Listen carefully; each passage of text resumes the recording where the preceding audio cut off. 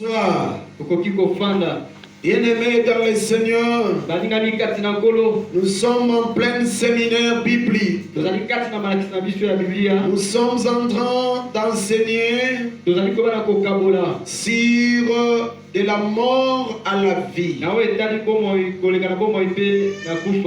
Bien-aimé, si tu es chrétien, tu n'as jamais compris ces choses. Ça signifie que votre foi est encore plantée sur les sables. Et l'humilité vient seulement lorsqu'on comprend que cette vie que nous passons et que nous passons vraiment, c'est tout simplement un voyage.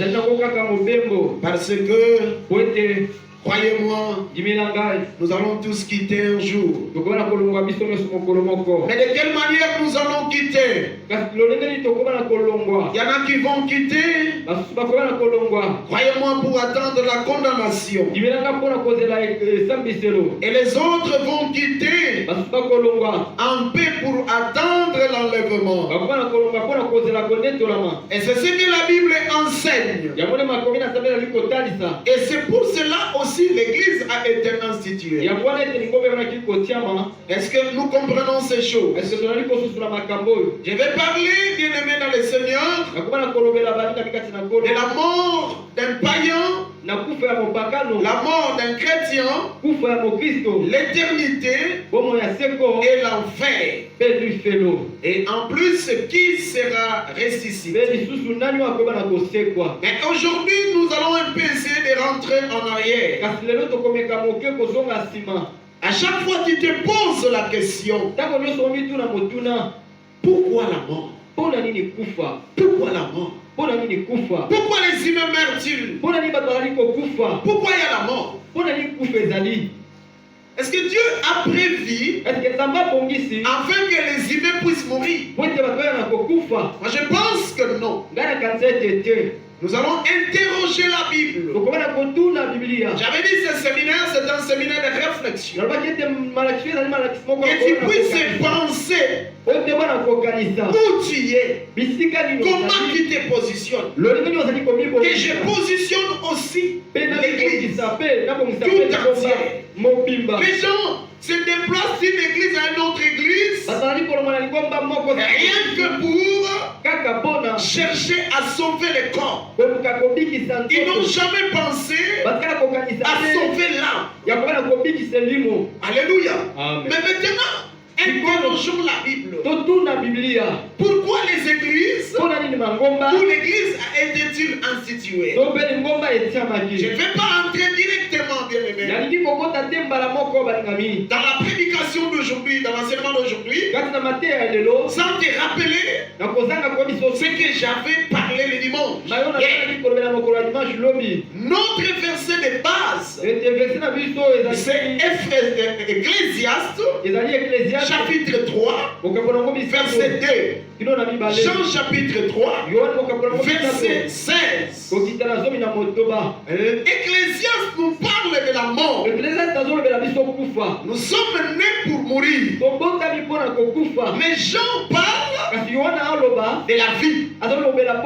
La vie qui est venue d'un homme que nous devons accepter afin que nous soyons sauvés. Cet homme-là, c'est Jésus-Christ. Ce n'est pas un autre homme. Ce n'est pas un autre nom qui nous a été donné. C'est seulement le nom de Jésus-Christ. Même le Saint-Esprit que tu vas apporter, c'est lui qui est parti demander à son Père qu'il envoie le Saint-Esprit sur terre. Alors le Saint-Esprit est venu les jours de la Pentecôte pour que nous soyons soutenus sur cette terre. Alléluia. À travers le Saint-Esprit. Et dans Ephésiens chapitre 2, versets 4 à 10, c'est là où Dieu est en train de dire: vous étiez morts à cause de vos péchés. Donc quand tu es un péché, tu vis dans le péché, malgré ton argent, malgré tout ce que tu peux avoir, lorsque Dieu te regarde, il te regarde comme étant un mort. Tu n'es pas vivant. Tu es en train de briser les lois de Dieu. Et le Seigneur te regarde tant que un mort. Et quand tu regardes, quand l'homme riche regardait Lazare, il regardait Lazare comment? Si c'était toi, si c'était vous qui étiez l'homme riche, comment tu devais regarder Lazare, un pauvre qui n'avait rien, maladif encore? Et le monde comment voyait ce monsieur? Le monde voyait ce monsieur, les derniers pauvres de tous les pauvres. Nous devons dire que Lazare ne vivait pas. C'est comme ça que nous disons, quand tu regardes un pauvre, tu dis, sa vie est vraiment médiocre. C'est ça le français que nous disons. Sa vie est vraiment médiocre. Et là où il est dans une famille très médiocre. Alléluia. Donc ça signifie que la vie n'est pas bonne pour cette famille. Mais il s'agit de quelle vie? Est-ce que c'est comme ça que Dieu regarde la vie? Non, les enfants de Dieu, nous devons changer notre façon de regarder la vie. Les enfants de Dieu, nous devons voir autre manière. Alléluia. Amen. Nous devons avoir une autre façon de regarder par rapport à la vie. Comment Dieu regarde la vie? Comment est-ce que nous pouvons comprendre?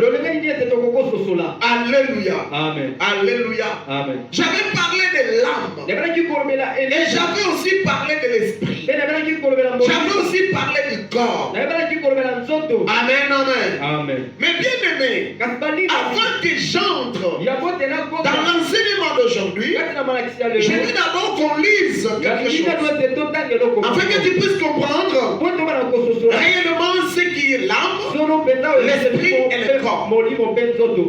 1 Pierre, chapitre 3, verset 20.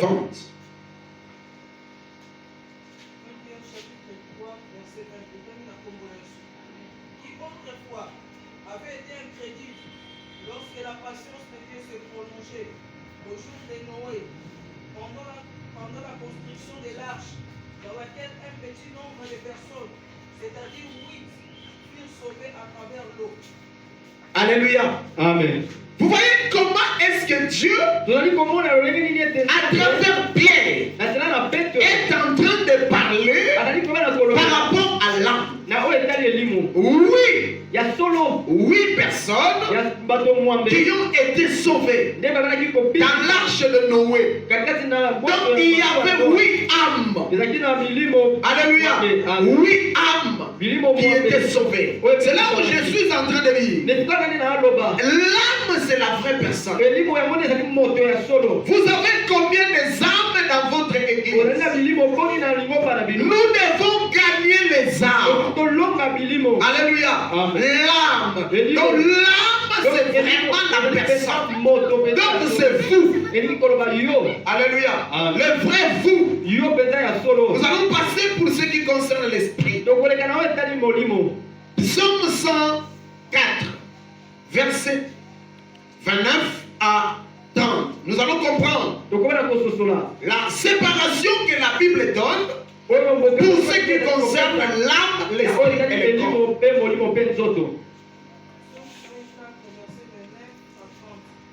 Tu caches ta face, ils sont tremblants. Tu leur retires le souffle, ils expirent et retournent dans leur poussière. Tu envoies ton souffle, ils sont créés et tu renouvelles la face de la terre. Alléluia. Amen. Il dit, tu retires ton souffle. Amen. Amen. Tu retires ton souffle. Il s'évanouit. Il rentre dans la poussière. D'où ils sont venus. Alléluia. Amen.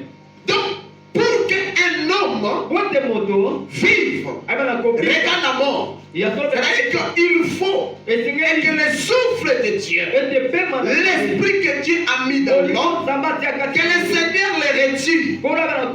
Cette personne n'est plus rien. Alléluia. L'âme n'est plus rien. Sans le souffle qui est dans l'homme. C'est le souffle que Dieu a placé. Quand vous voyez dans Romains, il dit, alléluia, Romains dit, Dieu chérit plus l'esprit qu'il avait fait habiter dans l'homme. Alléluia. Dieu dans ton corps, dans mon corps, il a une chose qu'il chérit. C'est quoi? C'est l'esprit. C'est ce souffle qu'on dit que Dieu retire. Dieu ne retire pas l'âme, il retire l'esprit. Donc quand tu meurs, l'esprit ne meurt pas. C'est Dieu qui le retire. Alléluia. Qu'est-ce qui anime le corps? Qu'est-ce qui anime l'âme? C'est ce souffle-là. Quand ce souffle est retiré, la personne ne peut plus vivre. C'est comme ça qu'on dit, il a rendu l'âme. Il vient de se reposer. Jacques chapitre 2, verset 26. Est-ce que j'enseigne quelqu'un? Est-ce que vous comprenez un peu la différence entre l'âme et l'esprit? Alléluia. C'est différent, ce n'est pas la même chose. Il y a des religions qui enseignent et que l'âme c'est l'esprit, l'esprit c'est l'âme. Quand Dieu te laisse le temps, il te donne son souffle, mais tu l'utilises comment? Tu fais quoi avec ce souffle? Il y a des gens qui sont en train d'abuser du souffle de Dieu, qui font n'importe quoi avec le souffle du Seigneur. Et pourtant Dieu te laisse le temps avec ce souffle. C'est pour un objectif bien précis. Hier j'avais dit, mon frère, ma soeur, la dernière chose que tu dois faire, c'est servir Dieu. Gagner les âmes pour les âmes. C'est la mission de toutes les missions qui peuvent exister. Alléluia. Il vous a laissé le souffle de vie. Et moi, je suis en train d'abuser mon temps pour les filles, pour les hommes, aller au bar, aller n'importe où. Est-ce que c'est pour cela que Dieu te laisse ce souffle de vie? Aujourd'hui même, il a retiré combien de souffles de vie déjà? Alléluia. Combien? Aimez-vous ce mort? Il nous a laissé en vie. Vous savez, il y a des gens qui sont morts. Alléluia. Des gens qui sont morts, ces gens-là, ils étaient peut-être mieux que nous. Alléluia. Amen. Mais bien aimé, Dieu a décidé de retirer son souffle. Réfléchissez bien. Lisez ma sœur.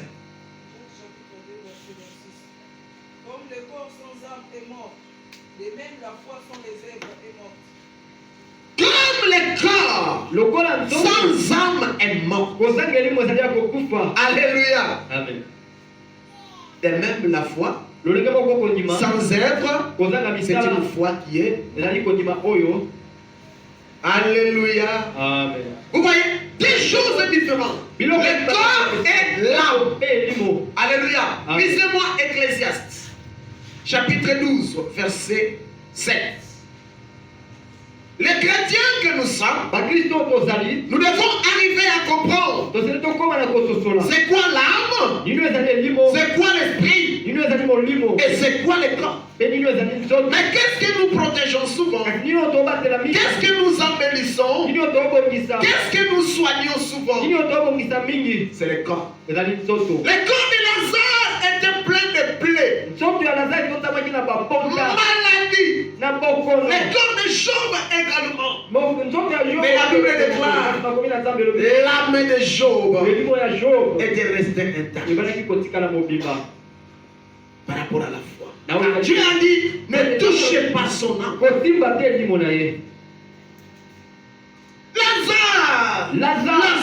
Lazare. Un pauvre. Son corps était plein de plaies. Il mangeait quoi? Il mangeait rien. Il mangeait jusqu'à chercher des choses du côté. Mais Lazare, quand il a rendu là, la Bible a parlé pour celui-ci. La véritable position que nous devons avoir, c'est celle de Lazare. Lisez. Ecclésiaste chapitre 12, verset 7. Avant que la poussière retourne à la terre comme elle y était, et que l'esprit retourne à Dieu qui l'a donné. Alléluia. Amen. L'esprit, on ne peut pas enterrer l'esprit. Quand quelqu'un meurt, l'esprit retourne les corps rentrent où? Dans la poussière. Et l'âme est où? L'âme est étalée sur ce corps. Ça va rester là. Rappelez-vous, dans Ecclésiaste, lorsque Dieu a amené Ecclésiaste dans un cimetière, il dit Ézéchiel, toi tu as peur de quoi? J'ai une armée. Regarde ces vallées. C'était une cimetière. Alléluia. Ne joue pas. Ne jouez pas dans des cimetières. N'envoyez pas de petits enfants dans des cimetières. Ne joue pas avec les cimetières. N'envoyez pas de petits enfants dans des cimetières. Aujourd'hui, il paraîtrait que vous appelez ça développement. Dans le monde spirituel, le développement n'existe pas. Il existe seulement des choses que Dieu a mis en place. Vous échappez à ces choses. Il y a un problème qui arrive. Moi je vois certains pères enfants, certains jeunes, ils vont dans les cimetières. Il peut prendre la chose qu'on a déposée dans le tombeau, il l'amène à la maison. Il faut faire très attention. Dieu amène Ézéchiel dans un tombeau. Dans un cimetière.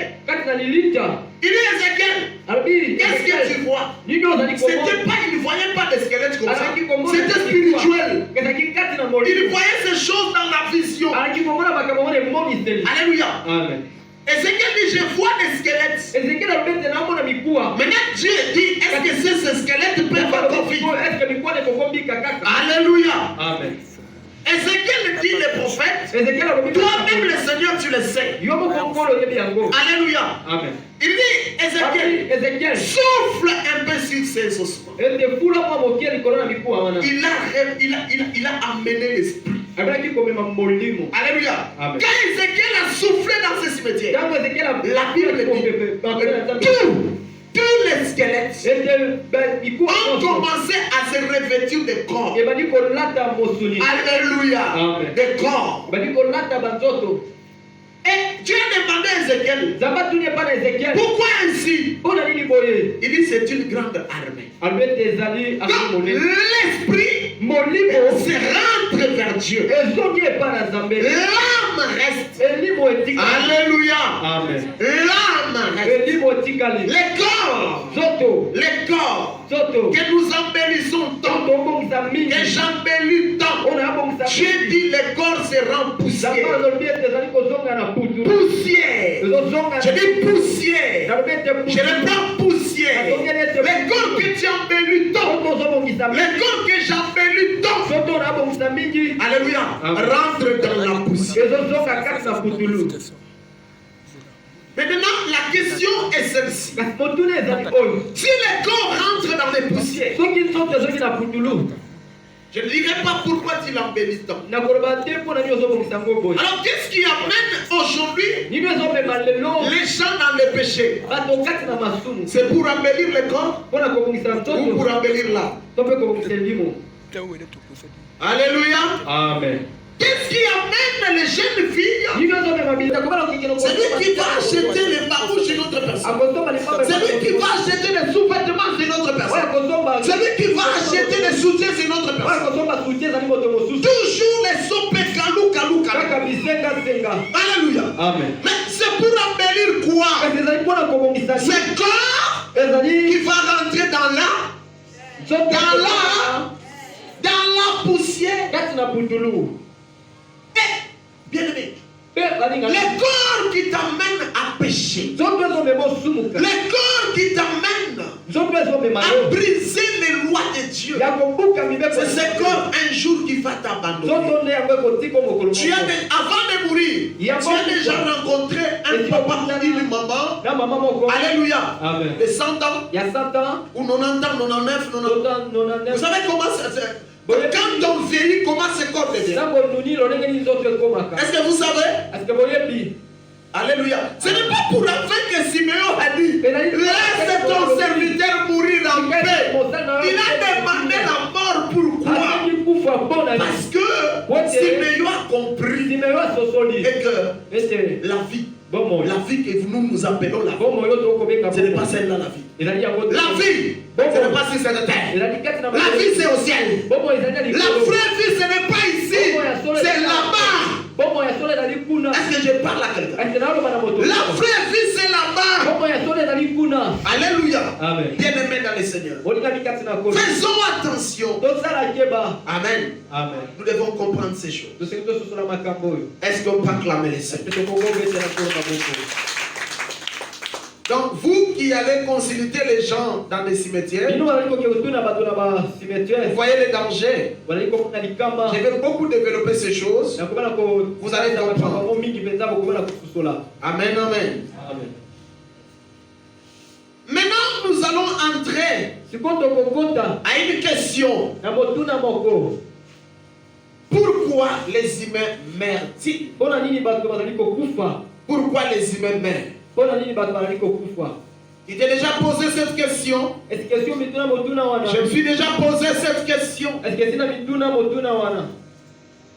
Quand j'étais en train de grandir, comme j'ai grandi au village, et là bien aimé dans les Seigneurs, moi je croyais que les gens ne meurent pas. Mais pour la première fois que j'ai vu mon grand frère que j'aimais tellement, il était chasseur. C'est le neveu du gouverneur Atoumatoua. Parce que nous sommes nés du même père. Bien aimé, pour la première fois que j'ai vu, c'est mon grand frère que j'aimais tant. Frère, c'est là où j'ai compris que nous mourrons. J'ai fait, je pense, une semaine sans manger, sans boire quoi que ce soit. J'ai pleuré d'une manière, je ne sais pas comment. J'ai réfléchi. Et je peux te dire bien aimé, depuis que j'ai commencé à réfléchir sur la mort, je pense que dès que j'ai commencé à prêcher la parole, je me suis posé plusieurs questions que je n'ai même pas eu. Parfois certaines questions, je n'ai même pas eu de réponse. Mais heureusement que la Bible m'a répondu sur certaines choses. Pourquoi les humains meurent-ils? Alléluia. Amen. Alléluia. Amen. Genèse chapitre 2. Verset 9. Est-ce que pas clamer le Seigneur? Est-ce que j'enseigne à quelqu'un? Pourquoi nous mourons? Est-ce que c'est Dieu? Il y a des gens qui accusent Dieu. Ils disent que c'est Dieu. C'est comme ça qu'il a fait les choses. Écoutons la Bible.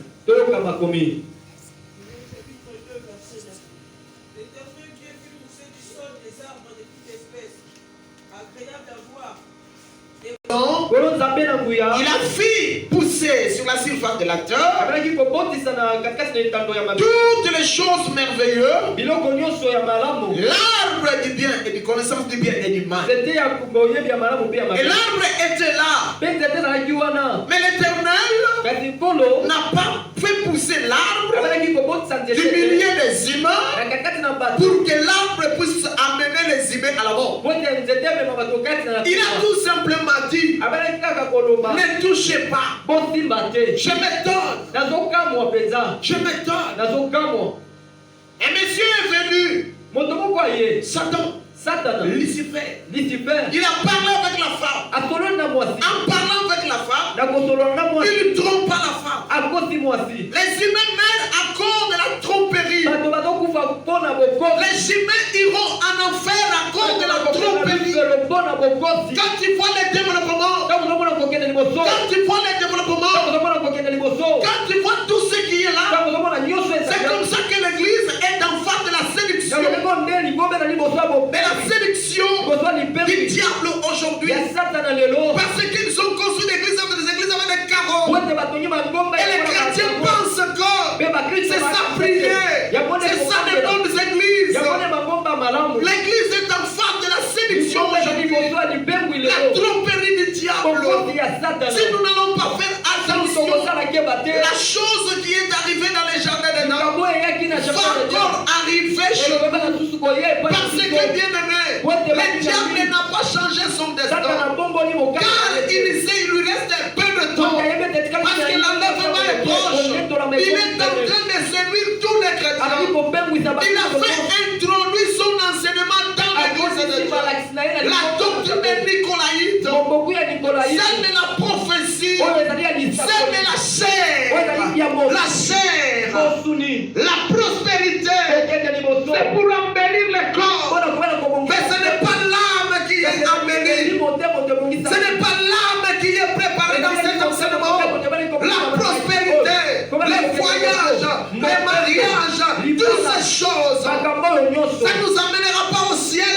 L'église a été instituée pour que nous puissions aller au ciel. Tu veux être sauvé. Ce n'est pas l'évangile, bien-aimé. C'est de la prospérité qui va t'amener au ciel. C'est l'évangile de Jésus-Christ, l'évangile de Jean-Baptiste. Répandez-vous, car le royaume des cieux est proche. C'est cet évangile qui va t'amener au ciel, mais pas l'évangile des voyages, l'évangile des mariages. Là, ça t'amène à embellir ton corps et ton âme restera noire. Ton âme va rester dans le péché. Comme c'était pour la Bible dit, le diable est venu séduire Ève. Ève a accepté. Il a mangé le fruit. Et Dieu a décidé. Il y a toujours des conséquences.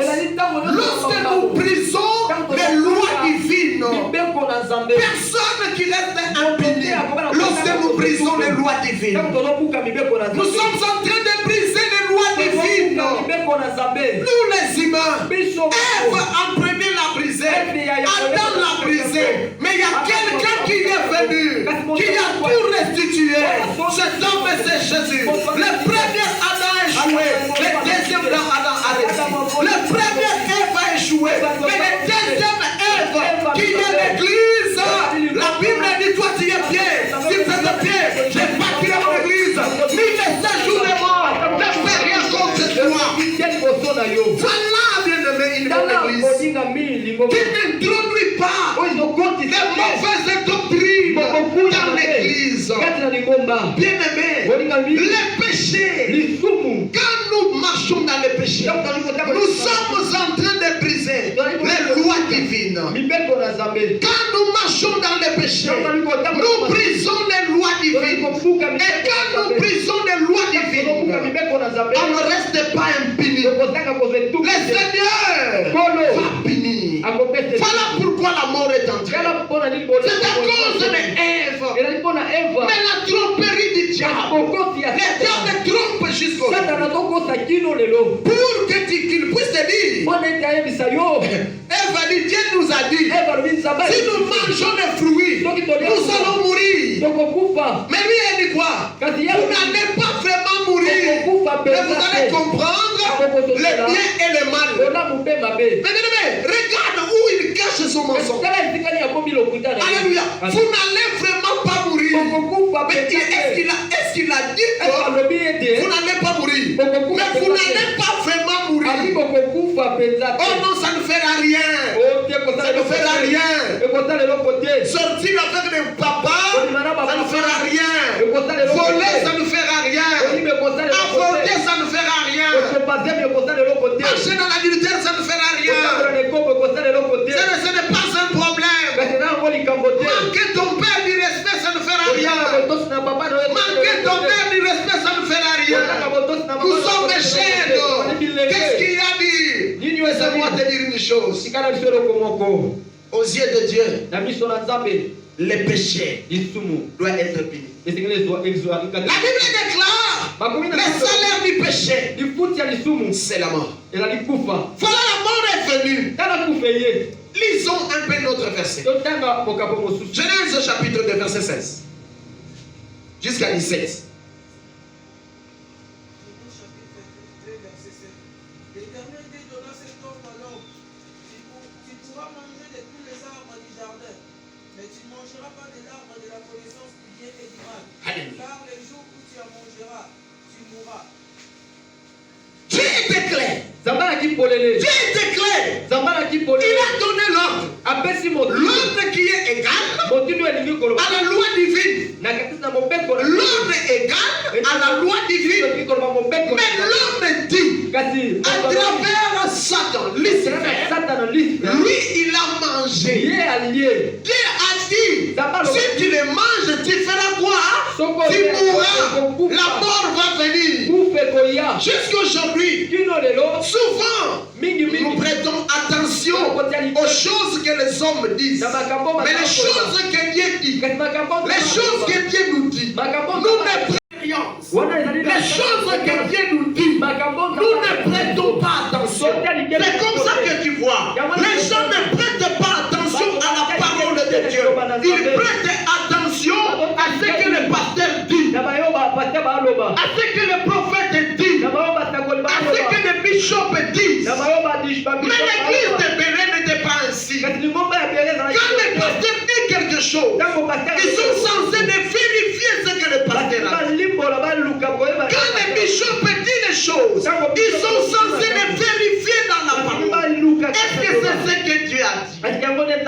Aujourd'hui, bien-aimés, les offrandes même dans l'église de Dieu, on a établi, on dit, les offrandes commencent à 5 000 francs. Et tout le monde obéit. Parce que c'est le bishop qui a dit. Au lieu de vérifier les Écritures, on ne vérifie pas. La dîme, comme nous sommes à l'année 2021, donc si tu veux donner de la dîme, tu vas commencer à 21 000 jusqu'à monter à 21 600 combien de dollars. Et c'est comme ça que les églises marchent. Est-ce que nous vérifions les Écritures? Est-ce que les chrétiens vérifient les Écritures? Par rapport à ce que les pasteurs disent, beaucoup de personnes qui iront en enfer par le manque de la connaissance de Dieu. La Bible déclare, mon peuple périt faute de quoi? Faute de connaissance. Les pasteurs nous trompent. Ils s'enrichissent. Mais ils ne nous montrent pas les chemins. Les chemins, ce ne sont pas les pasteurs. Les chemins, ce n'est pas la prophétie. Les chemins, pas l'église des chaos. Mais les chemins, c'est cette parole. Alléluia. Jésus dit, je suis le chemin, la vie et la vérité. Quiconque suit Jésus, quiconque écoute la parole, il le met en pratique, il ne marchera plus dans la confusion. C'est ce que le Seigneur dit. Pourquoi les humains meurent? Pourquoi les jeunes meurent tôt aujourd'hui? Parce que nous brisons tellement trop les lois de Dieu. Aujourd'hui, bien-aimés, nous avons des hommes qui sont en train de se marier avec des hommes. Ça c'est briser les lois de Dieu. Nous avons aujourd'hui les filles qui se marient ou qui sortent avec eux-mêmes des filles. Je les prête à cela. Je ne prends pas ce que je dis. Et pourquoi ces choses se font ainsi? C'est la tromperie du diable. Et toi et moi, nous disons, c'est le développement. Alléluia. Amen. Nous disons, on a évolué. Le monde est en train d'évoluer. Le monde est en train d'évoluer. Je dis non. Moi, je suis un enseignant de la Bible. Quand je vois le monde, je fais un schéma. On appelle le quand le monde a commencé dans la Mésopotamie, c'est là où un groupe qui s'est siégé. Ils ont commencé à monter. C'est le début de la franc-maçonnerie. Monter. Leur objectif était comment? Pour arriver à toucher le ciel. Mais Dieu les a confondus. Alléluia. En changeant de langue. Lorsque quelqu'un, les maçons demandent le prix, toi tu entends qu'il te dit d'envoyer le ciment. Le Dieu que nous avons est un Dieu de confusion. Il confond le monde de Dieu. Il confond l'intelligence humaine. Ils ont commencé à monter. Le déluge est venu. Sodome et Gomorrhe. Maintenant le monde est en train de chuter vers la fin. Ne parle pas de développement. Ne parle pas de ces choses. Parce que le monde fait subir son déclin. Le monde fait répondre à la prophétie de Salomon. Alléluia. Amen. Sous les cieux, rien de nouveau. Alléluia. Amen. Donc le monde n'a plus d'inspiration. Tout ce que nous utilisons, tous les savants, ils n'ont plus rien. J'ai entendu un visionnaire d'une grande communauté. Il a dit Tata assis à Zumokili Naye. Au moment où les gens disent c'est lui Dieu. Mais lui il dit Tata assis à Zumokili Naye. Allez-y comprendre. Allez-y comprendre. Bien aimé. Le monde ne le suit pas. Si tu continues à suivre le monde, bien aimé, vous allez risquer. Est-ce qu'on peut acclamer le Seigneur? Bien aimé dans le Seigneur. À cause du péché, à cause de l'embellissement de votre corps, l'homme aime être propre, l'argent, toutes ces choses. Quand j'ai tellement pensé, mon père était tellement fier. Mon père avait l'argent. Mon père avait des parcelles à Kinshasa, ici. Mon père avait des éléphants, des fermes. Mais bien aimé dans le Seigneur, quand tu arrives à Diatoumwa, bien aimé, tu arrives chez nous, tu ne peux que dire ça, c'est un blanc, c'est pas un noir. Sa vie, comment il vivait, la façon dont il a construit sa maison. Rien que regarder la vie que nous vivons. Les gens qui quittaient même à Kinshasa venir en congé. Mais bien aimé, quand mon père est passé, mon père est mort. Ça n'a même pas passé un mois ou 2 mois. Il n'y avait plus rien. C'est que mon père a construit. C'est comme ça que Salomon dit. Il y a des choses qui lui faisaient la peine. On va souffrir. Et à la fin de compte, quand nous mourons, nous oublions tout. Nous laissons tout. C'est ce que Salomon dit. Il y a des choses qui lui font la peine. Lorsqu'on construit, c'est tout ce qu'on construit. On peut, bien aimé, implanter des compagnies, des sociétés. Alléluia. Amen. Mais quand tu meurs, bien aimé, tout ceci, ça va rester. Pourquoi ne pas sauver? Pourquoi ne pas sauver ton âme? Pourquoi ne pas sauver ton âme? Et pourquoi souffrir le temps en tant que ces choses va rester? Sauvez-vous de cette génération qui est une génération perverse. Dis ces choses à ta femme. Dis ces choses à à ton copain. Dis ces choses que nous devons sauver notre femme. Alléluia. Amen. Les filles sont compliquées. Il faut que ce qui frappe les yeux, qui parle à quelqu'un, sauve ton âme. Et la mort ne pense pas. Quand tu vois l'ancien Koussou, mon père spirituel, tu commences à dire, oh, un jour nous allons le pleurer. Peut-être avant lui, c'est toi qu'on va pleurer. Alléluia. Amen. Alors tu dois te préparer. Peut-être lui, il s'est préparé. Est-ce que vous vous êtes préparé? La mort, on les prépare. Comme tu prépares les mariages, tu dois préparer la mort. Simeon, longtemps averti par les Seigneurs, il n'avait pas peur. Comme il était prêt, il a dit quoi? Laisse que ton serviteur meure en paix. Les jours de ta mort, tu diras quoi? Vous savez ce que Jésus-Christ a dit? Tout est accompli. Tout est accompli. Paul a parlé. Alléluia. Amen. Si Christ n'avait pas achevé, alléluia. Amen. Toi, les jours de ta mort, tu diras quoi? Tu diras quoi? Alléluia. Amen. Il y a une chanson. À l'époque, je réfléchissais sur cette chanson. Ce n'est pas une chanson religieuse. Moto ya kwiti akanisaka nini? Tangu aligakufa. Ababi kopo ya masanga na yende akanisaka. Mais vous allez penser quoi? Le jour de ta mort. Est-ce qu'on peut acclamer les cieux? Lisez.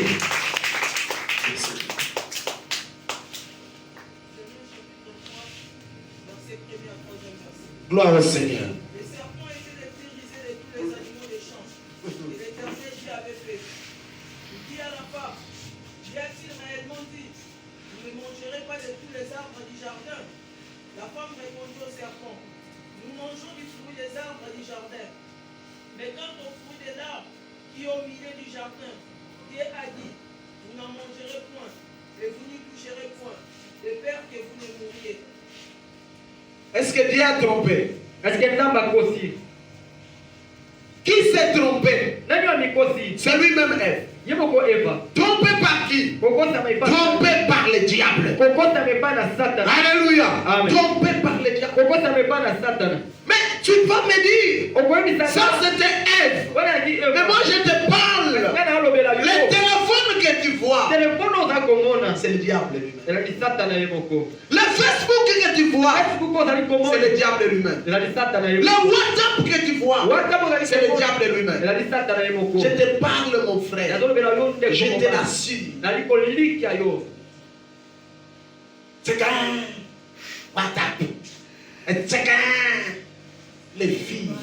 Vous envoyez des photos à qui? À qui? Tous ces réseaux sociaux, mon frère, c'est le diable. Vous savez, il y a beaucoup de personnes qui vont s'étonner.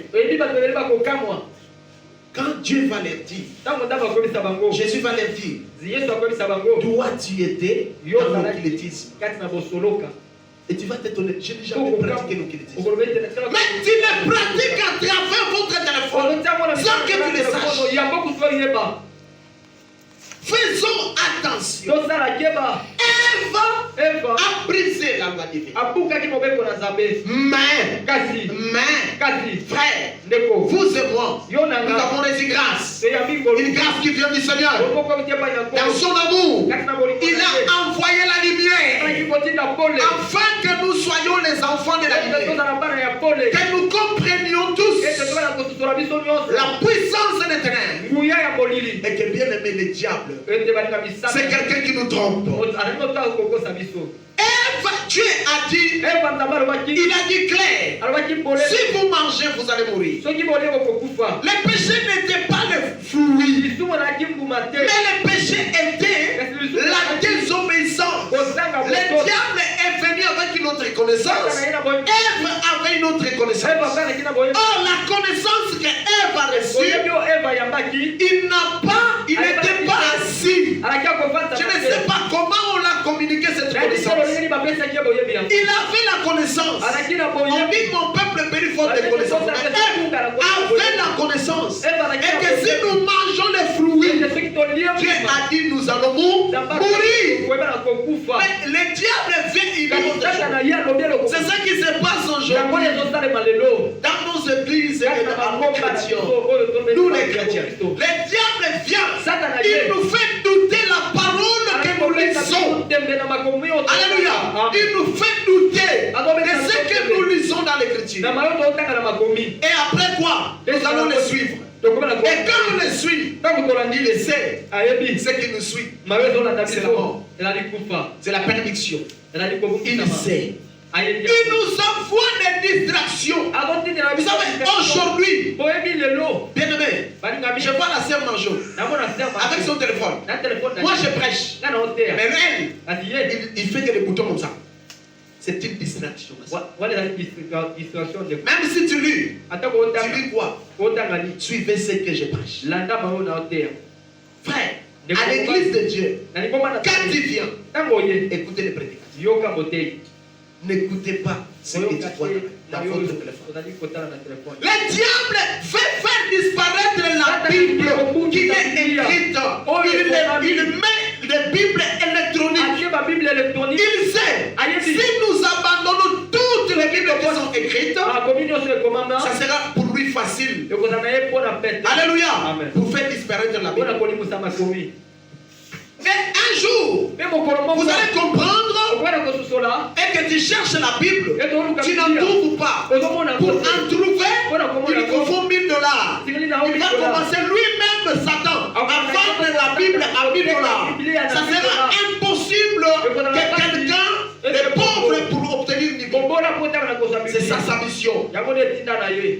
C'est comme ça qu'il fait de la Bible un livre bien aimé électronique.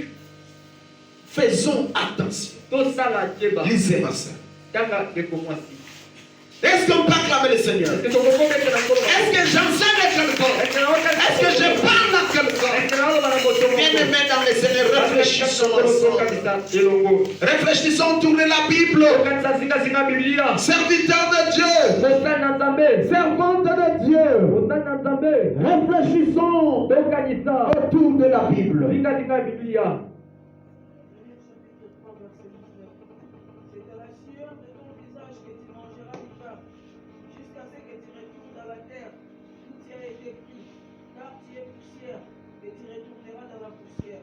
Quelqu'un qui se pose la question, les humains vont où? Mon père qui était mort, ma mère, ma soeur, mon oncle, où est-ce qu'il est parti? Et comme tu as péché, tu vas retourner dans la poussière. D'où tu as été tiré. C'est comme ça que nous retournons dans la poussière.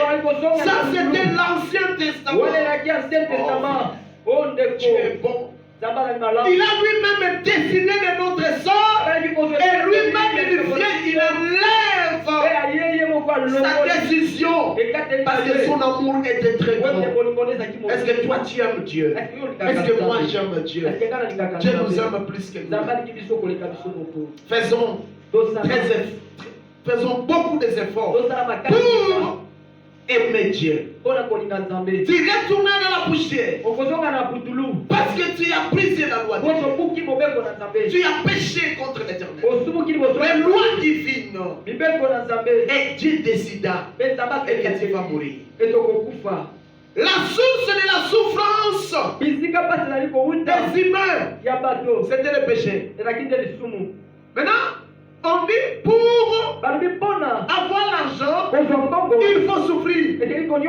Pour avoir ceci, il faut souffrir. Et il faut qu'une femme, pour qu'elle mette au monde, elle doit souffrir. Mais pourquoi le diable nous cherche toujours la souffrance? Et les gens qui font c'est le cours de joie, les gens qui font c'est le féticheur, ils pensent quoi? Ils vont faire le diable pour éviter la souffrance. Je dis à quelqu'un, le diable ne t'évitera pas la souffrance. C'est le Jésus-Christ de Nazareth. Il a dit, je vous donne ma paix, donc le monde ne peut pas vous donner. La paix vient de Jésus. Mais si tu vas aller baptiser chez le diable, la Bible dit, la souffrance du monde aujourd'hui et par rapport au monde à venir n'est même pas comparable. Toi tu penses que tu souffres, mais le jour où le diable sera envoyé en enfer avec ses acolytes, avec ses démons, ça sera la souffrance. Où les gens qui ont baptisé, qui vont recevoir les cachets de 660, ils vont en souffrir pour acheter, pour vendre. Ça sera grave. Lisez ça. Nous devons nous préparer. Nous devons quitter le péché. Suivre la parole. Accepter les lois divines. Et ne pas les briser.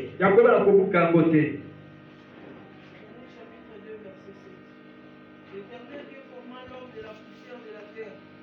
Il souffla dans ses narines un souffle de vie, et l'homme devint un être vivant. La vie, Dieu le voit autrement. Il y a quelqu'un qui pense que la vie c'est l'argent.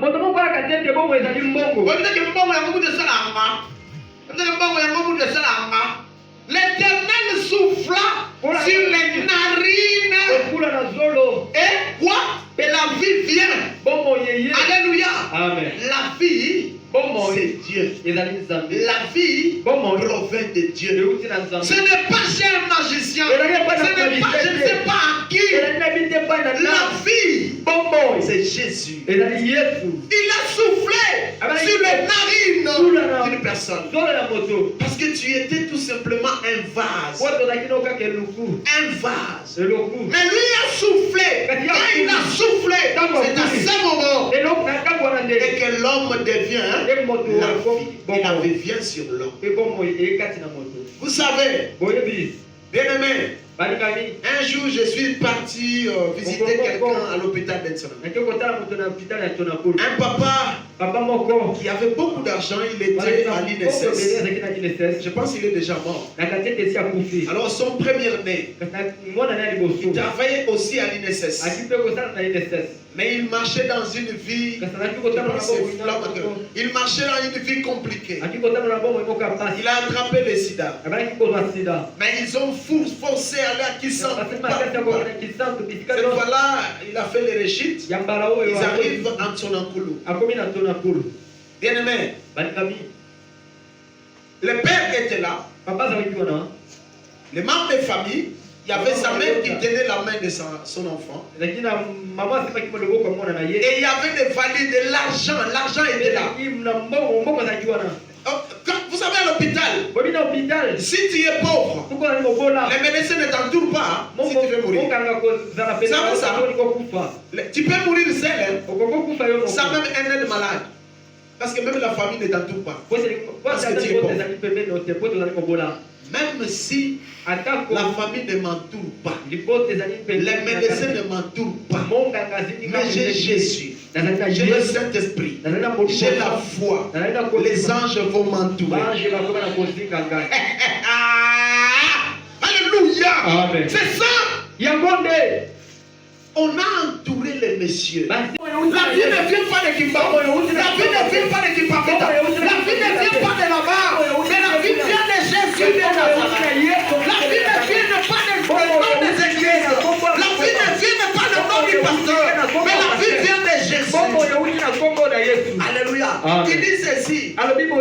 Si moi je te donne l'eau, tu n'auras plus soif. Il parle à qui? La femme samaritaine. Il dit donne-moi cette eau. Il dit le temps n'est pas encore là. Mais le jour de la Pentecôte, la vie est revenue dans le corps. Alléluia. Alléluia. Amen. Le Saint-Esprit est venu réanimer la vie dans l'homme. Voilà pourquoi tu as besoin du Saint-Esprit. Si tu n'as pas encore le Saint-Esprit, demande-le à l'Éternel. Parce que le Saint-Esprit, c'est l'aimant qui va nous transporter dans les airs. Rencontrer cet homme de Galilée. Ça sera une bonne chose. Pourquoi les humains meurent-ils? Pourquoi nous mourons? Alléluia. Amen. Nous avons compris pourquoi. Est-ce qu'on peut acclamer? Lisez un autre dernier verset, si possible. Alors le serpent dit à la femme, vous ne mourrez point, mais Dieu sait que le jour où vous en mangerez, vos yeux s'ouvriront, et que vous serez comme des dieux, connaissant les biens et les mal. C'est comme ça que les occultistes trompent les gens. Je vous donne la domination. Il continue. Il diable continue. Allez bien sur le club, tu auras beaucoup d'argent. Écoutez. C'est seulement la sensation. Il nous trompe. Et quand la mort va entrer, il y avait 5 enfants. Il va perdre 4 enfants. Et maintenant il commence à dire c'est notre problème. C'est la vie, hein. Où se trouve la vie? La vie, c'est Jésus-Christ. Alléluia. On ne peut pas sacrifier les sangs humains à cause du corps. À quoi bon de gagner tout et ensuite de perdre son âme? Alléluia.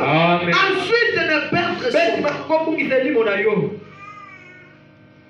On a fini le verset. Est-ce qu'on parle la médecine? Bien-aimé, en conclusion, je dirais tout simplement, vous avez compris la source de la mort. Comment nous mourrons? Jusqu'à aujourd'hui, si tu marches dans les péchés, dites-toi que tu n'introduis pas dans ta famille la vie. Tu introduis la mort. Tu introduis la mort dans toi. Serviteur de Dieu, si tu continues dans les péchés, tu es mal se conduire. Tu n'introduis pas dans cette église la vie. Tu introduis la mort. Dans ton département, si tu continues dans le mal, dans les groupes d'adoration, dans les protocoles, partout dans cette église, partout où vous êtes, vous introduisez la mort. Mais ce n'est pas la vie. Ma soeur, toi qui es dans les mariages, s'il arrive et que tu marches mal dans ton mariage, tu ne respectes pas les principes établis pour les mariages, tu n'introduis pas la vie dans ton mariage, tu introduis la mort. La mort est encore là. La mort guette nos maisons. La mort guette notre église. La mort. Il y a la mort spirituelle dans beaucoup d'églises, dans beaucoup de familles. Les choses ne marchent plus. Ils se disent, ce sont les sorciers. Regardons-nous nous-mêmes d'abord.